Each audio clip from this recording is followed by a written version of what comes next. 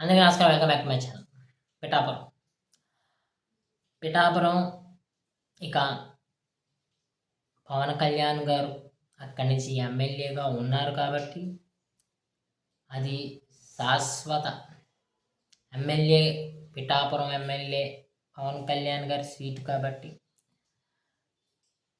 కూటమి అధికారంలో ఉన్నంతసేపు లేదా అధికారానికి, విపక్షానికి లేకపోతే ప్రతిపక్షానికి సంబంధం లేకుండా కళ్యాణ్ గారు అక్కడ ఉన్నంత సేపు కూడా పిఠాపురం అభివృద్ధి గురించి, పిఠాపురం సంక్షేమం గురించి, పిఠాపురం ప్రతి విషయాన్ని మనం మాట్లాడుకుంటూనే ఉంటాం. ఏదో ఒక వీడియో చేసుకుంటూనే ఉంటాం. పవన్ కళ్యాణ్ గారు అంత స్ట్రాంగ్గా పిఠాపురాన్ని తయారు చేస్తున్నారు.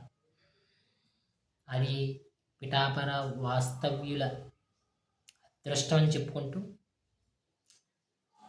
పవన్ కళ్యాణ్ గారు చాలా బలంగా అక్కడ పనిచేస్తున్నారు. చిన్న అంశం, అక్కడ మంచినీరు బాగోలేదు అని వార్త వచ్చినా సరే అక్కడ జనసేన కార్యకర్తలు వాలి ఆ సమస్యను సాల్వ్ చేసే పద్ధతి చేస్తారు. ఇప్పుడు వార్త ఏమిటంటే అసలు అక్కడ పిఠాపురం నియోజకవర్గంలో ఏలేరు నుంచి ఒక వరద పెరిగినప్పుడల్లా అక్కడికి సుత్తగడ్డ చెరువు దగ్గరికి వరద ఎక్కువగా వస్తుంది. అయితేనే మన జగన్మోహన్ రెడ్డి గారు గత 5 సంవత్సరాల్లో ఇళ్ల పట్టాలు ఇచ్చేయాలి అన్న తొందరలో ఎలక్షన్స్కి దగ్గర చేసి చేయాలన్న తొందరలో అవి మంచి నేలలా, కరెక్ట్గా కదా, లేకపోతే ఊరు బయట ఉన్నాయా, ఊరికి దగ్గరగా ఉన్నాయా అని ఎటువంటి ఆలోచనలు లేకుండా ఈ సుద్దగడ్డ చెరువుని దాటుకుంటూ ఒక 63 లక్షల ఖర్చుతో 34 ఎకరాల్లో అక్కడ జగనన్న కాలనీ పేరుతో అక్కడ నిర్మాణాలు చేసేసారు. దాదాపుగా అక్కడ కెపాసిటీ వచ్చేసి 2300 కెపాసిటీ. బ్లాక్ ఏ, బ్లాక్ బి, బ్లాక్ సి కింద ఉన్నాయి.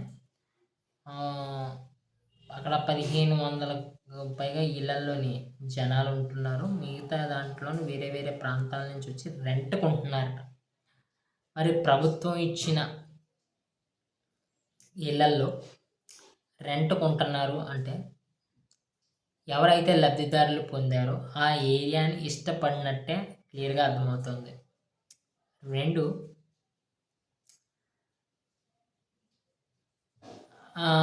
నేను చెప్పాను కదా, ఆ ఏలూరు వాగు పొంగిందంటే ఇక్కడ వరదలు వస్తాయి. లోతెత్తు ప్రాంతం కింద తయారైపోయి రాకపోకలు కష్టంగా అవుతుంది. మీరు అక్కడికి వెళ్ళి ఇంటర్వ్యూ చేసిన యూట్యూబర్స్లో వీడియో చూస్తే ఒక కుర్రాడు అంటున్నాడు, మొన్న వచ్చిన ఆగస్టులో వచ్చిన వర్షాలకు గాను తాను 8 రోజుల పాటే స్కూల్కి వెళ్ళాను అని. సో ఆ రకంగా అక్కడ ఇబ్బందులు ఉన్నాయి.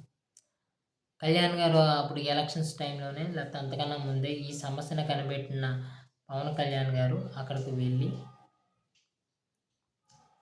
మొత్తం దానికి స్కామ్ అంతా బయట పెట్టి మేము అధికారంలోకి రాగానే ఇక్కడ ఒక బ్రిడ్జ్ని వాళ్ళు కోరుకోవడంతో బ్రిడ్జ్ని ఏర్పాటు చేస్తామని చెప్పారు. ఆ రకంగా ఇప్పుడు అక్కడ శరవేగంగా పనులు జరుగుతూ నాకు తెలిసి ఇంకొక 1 వీక్లో అక్కడ పూర్తిగా బ్రిడ్జ్ కంప్లీట్ అయిపోయి అటు ఉన్న కాలనీకి ఇటు ఉన్న కాలనీలకి ఒక లింక్ దొరుకుద్ది. పడవల్లో వెళ్ళాల్సిన దుస్థితి నుంచి బళ్ళు, కార్లు, ఆటోలు, అంటే స్వయంగా ఈ స్కూల్కి వెళ్ళే పిల్లలు ఆటోలో వెళ్తారు కాబట్టి వాళ్ళకి స్వయంగా ఇంటికి ఆటోలు వచ్చి తీసుకోవడం లాంటివి జరుగుతాయి. దాంట్లోనే ఎటువంటి సందేహం లేదు. అది కళ్యాణ్ గారికి ఉన్నటువంటి కమిట్మెంటు. ఆ కమిట్మెంట్ని ఎవడో క్వశ్చన్ చేసే అర్హతే లేదు, ఎవరికీ లేదు ఆ క్వశ్చన్ చేసే అర్హత. అయితేనే దానికి జగనన్న కాలనీ అని ఎందుకు పెట్టారు, ఏ పేరు దొరకలేదని అడిగినప్పుడు అక్కడ ఉన్నటువంటి ప్రజలు కూడా నాకు ఈ జగనన్న కాలనీ అనే పేరొద్దు అని అక్కడ ఉన్నటువంటి జన సైనికులకు, టీడీపీ కార్యకర్తలకు బీజేపీ కార్యకర్తలకు విన్నవించుకోగా మీరే ఒక పేరు అనుకోండి, ఆ పేరు మాకు సజెస్ట్ చేయండి, మేము ఆ పేరుకి ఇక కాలనీగా పెడతామని చెప్పడం జరిగింది. మరి ఆ ప్రాసెస్ కూడా నాకు తెలిసి అక్కడ జరిగే డెవలప్మెంట్తో పాటు అది కూడా త్వరలో జరిగిపోద్దని అనుకుంటూ,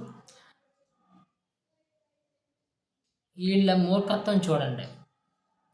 కాలనీ పేరుకి జగనన్న కాలనీ, అదొక చండాలం అయితే, అప్పుడు ఈ ఏరియా నచ్చని ఎంతోమంది అక్కడ సైట్లు తీసుకోవడానికి రావడానికి ఇష్టపడకపోతే వాలంటీర్ల చేత మీరు అక్కడ సైట్లు తీసుకోని పక్షంలో మేము వెనక్కి తీసేసుకుంటాం, మళ్ళీ రానివ్వకుండా చేసే పరిస్థితి ఉంటుంది అని బెదిరించడం చేత అక్కడ మనం అవకాశం మిస్ చేసుకోవడం ఎందుకని ఎంతోమంది తీసుకోవడం జరిగింది.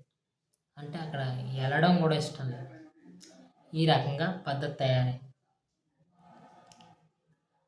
అలాగే ఇంకా కొన్ని సమస్యలు చెప్తున్నారు. అక్కడ చిన్న చిన్న నీటి సమస్యలు ఉన్నాయంటే ఆ నీటి సమస్యలు కూడా సాల్వ్ చేయాలని కోరుకుంటున్నారు. అలాగే రోడ్స్ కూడా వేస్తే బాగుంటుందని కోరుకుంటున్నారు. వాటిని కూడా పవన్ కళ్యాణ్ గారి దృష్టికి వెళ్ళే ఉంటుంది, తప్పకుండా అది చేసి తీరుతారు, అయిపోతుంది కూడా.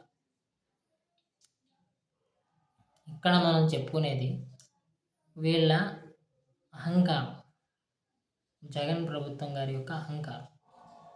ఊరు అవతలికి విసిరేసి అది చేసి ఇచ్చేసి, ఇప్పుడు ఈ ప్రభుత్వం కూడా వీళ్ళకి గత ప్రభుత్వం ఇచ్చిన పట్టాలను కంటిన్యూ చేసే ముందు ఆ ఏరియా ఏంటి, అది ఉండదగ్గ ఏరియానా, లేకపోతే ఉండలేకపోతే మీరు వేరే దుక్కున ఇవ్వలేము, వేరే దుక్కున ఇచ్చే పరిస్థితి లేవు, అక్కడే ఉండాలని మీరు ప్రభుత్వం అనుకుంటే కనుక, ఇప్పుడున్న ప్రభుత్వం, కూటమి ప్రభుత్వం, అక్కడ సౌకర్యాలు పెట్టండి, రోడ్లు వేయండి, బ్రిడ్జిలు అవసరమైతే బ్రిడ్జిలు వేయండి, నీటి సౌకర్యాలు పెట్టండి. అప్పుడు అక్కడ మీరు 1 సెంటు పెంచుతారో 2 సెంట్లు పెంచుతారో ఆయన ఇచ్చిన దానికి పెంచి సకల సౌకర్యాలు ఏర్పాటు చేసి అప్పుడు ఇస్తే ప్రజలు తీసుకుంటారు. కానీ లేకపోతేనే ఊరికి విసిరేసినట్టు ఉన్నటువంటి కాలనీల్లోని, బురద నేలల్లోని, నీళ్ళు వచ్చి చేరే కాలనీల్లోని మీరు ఇచ్చేసినా కూడా